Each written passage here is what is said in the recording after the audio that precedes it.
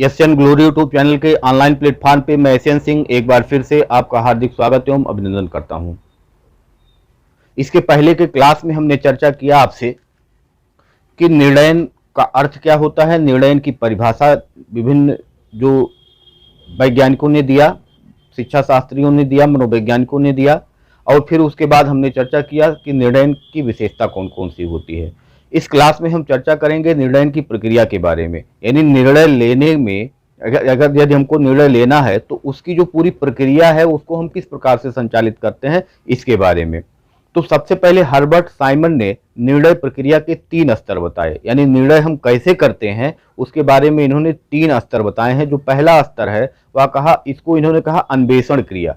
अन्वेषण क्रिया का मतलब सबसे पहले हम समस्या के बारे में जानने का प्रयास करते हैं, खोज करते हैं समस्या के कि समस्या की जड़ कहाँ है, समस्या है क्या, इसके बारे में हम निर्णय लेते हैं और कब कहाँ निर्णय लेना जरूरी है इसके बारे में हम पूरा अन्वेषण करते हैं, अनुसंधान करते हैं, खोज करते हैं। दूसरा जो है वो डिजाइन क्रिया के नाम से इन्होंने संबोधित किया है, जिसमें जो विकल्प विधियों की खोज है, जो वैकल्पिक विधियों की खोज है उनका विकास किया जाता है। यानी अब उस समस्या के समाधान के लिए जो जो विकल्प उपलब्ध होंगे उन पे क्या होगा, उनका विकास किया जाएगा, उन पे उनका विश्लेषण किया जाएगा। तीसरे स्तर को उन्होंने कहा चयन क्रिया। चयन क्रिया का मतलब अब उसमें से हम चुनाव करेंगे, यानी जो उपलब्ध है, जो हमारे पास विकल्प उपलब्ध है उसमें से हम किसी एक उचित विकल्प का चुनाव करेंगे। ये हर्बर्ट साइमन ने निर्णय प्रक्रिया के 3 स्तर बताए थे।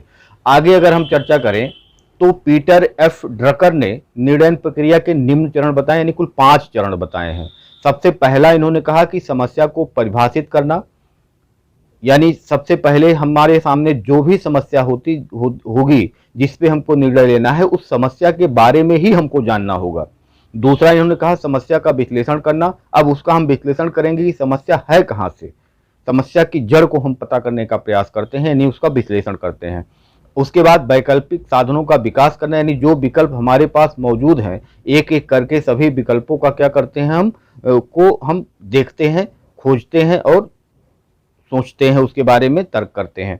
चौथा है सबसे अच्छे समाधान का चयन करना। अब जो उपलब्ध विकल्प है उसमें जो सबसे अच्छा होगा उसी का हम चुनाव करेंगे, ये चौथा है। और 5वें में इन्होंने बताया कि निर्णय को प्रभावशाली क्रिया में परिणत करना, यानी जब हम निर्णय ले लेते हैं तो अब वह निर्णय सुनाना कहाँ है, बताना कहाँ है, किस पे लागू करना है, कहाँ लागू करना है, कब लागू करना है, ये सारी चीजें अब इसमें आ जाएंगी।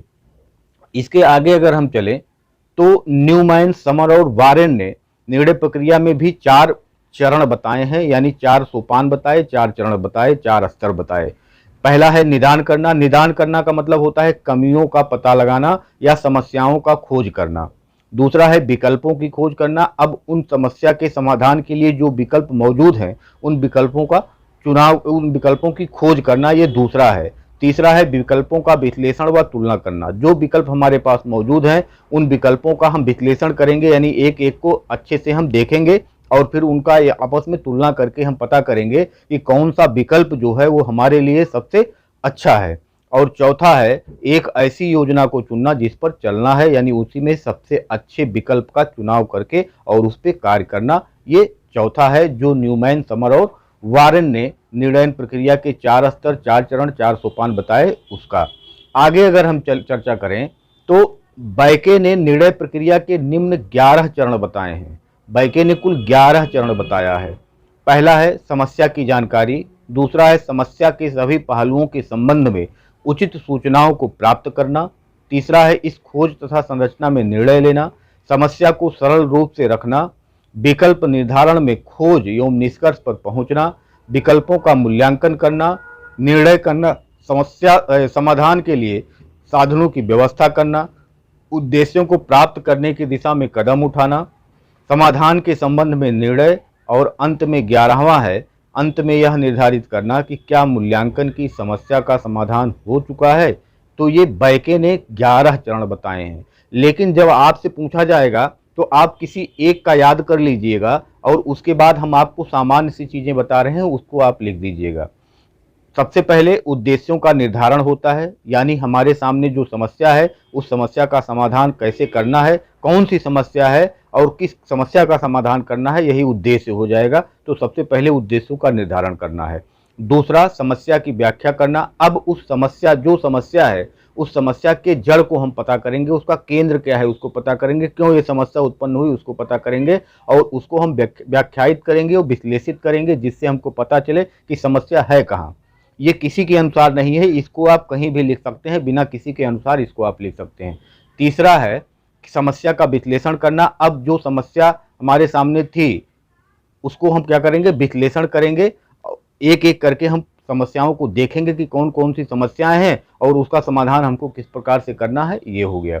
फिर उसके बाद वैकल्पिक समाधानों का विकास करना, यानी जो समाधान हो सकते हैं इन समस्याओं के, उस पर हम फिर विचार करते हैं कि कौन कौन से समाधान इसके हो सकते हैं, उस पर हम विचार करते हैं। फिर उन विचार, जो विकल्प होंगे उसमें से हम विकल्पों की छटनी करेंगे कि कौन कौन से विकल्प हमारे पास हैं और इसमें से कौन हमारे लिए महत्वपूर्ण है। तो इसमें हम क्या करेंगे, उद्देश्यों की प्राप्ति में सहयोग करेगा। विकल्पों की लागत क्या है, इस पे ध्यान देना है। विकल्पों की उपयुक्तता क्या है, इस पे ध्यान देना है।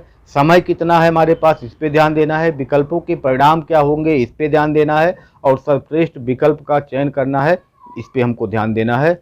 और फिर आगे निर्णयों का क्रियान्वयन करना है, नहीं जो हमने निर्णय ले लिया, जो हमने चयन कर लिया, अब उस निर्णय का क्या करेंगे, क्रियान्वयन करेंगे। किसी के लिए ही तो हमने निर्णय लिया होगा, किसी नीति के लिए ही निर्णय लिया होगा, या किसी शासन करने के लिए निर्णय लिया होगा, या कुछ लागू करने के लिए हमने निर्णय लिया होगा। तो कहाँ लागू करना है, कहाँ नीति बनाना है, कहाँ किस पे लागू करना है, अब उसको यहाँ क्या करना है, उस तक पहुँचाना है कि यहाँ पे निर्णय हुआ है जो अब यहाँ लागू होगा, यानी निर्णयों का अब क्रियान्वयन करने का समय आ गया है। और लास्ट पॉइंट इसका होता है कि प्रतिपुष्टि तथा नियंत्रण, यानी अब उसका फीडबैक हमको प्राप्त करना है कि जो हमने निर्णय लिया था और वहाँ लागू किया, उसका फीडबैक क्या है, उसकी प्रतिपुष्टि क्या है, अच्छा है बुरा है क्या है, और फिर उस पर हम नियंत्रण करके उसको सुचारू रूप से आगे बढ़ाने का काम करते हैं। तो ये पूरा हो गया निर्णय की प्रक्रिया। तो निर्णय की प्रक्रिया भी आपको समझ में आ गया होगा। मुख्य रूप से सबसे पहले हम समस्याओं को पहचानते हैं और फिर उद्देश्यों का निर्धारण करते हैं। जो विकल्प होगा उन विकल्पों का हम विकल्पों को खोजेंगे और उसमें से एक उचित विकल्प का चयन करेंगे और उसको फिर हम क्रियान्वयन करेंगे और लास्ट में प्रतिपुष्टि और नियंत्रण करेंगे। यही इसका पूरा प्रोसेस है। तो आपको, हमको लग रहा है कि समझ में आ गया होगा। आप आज 8:30 बजे हमसे लाइव जुड़िए, जो आपको समस्याएं होंगी वो आप साझा करिए। आज के लिए इतना ही, धन्यवाद।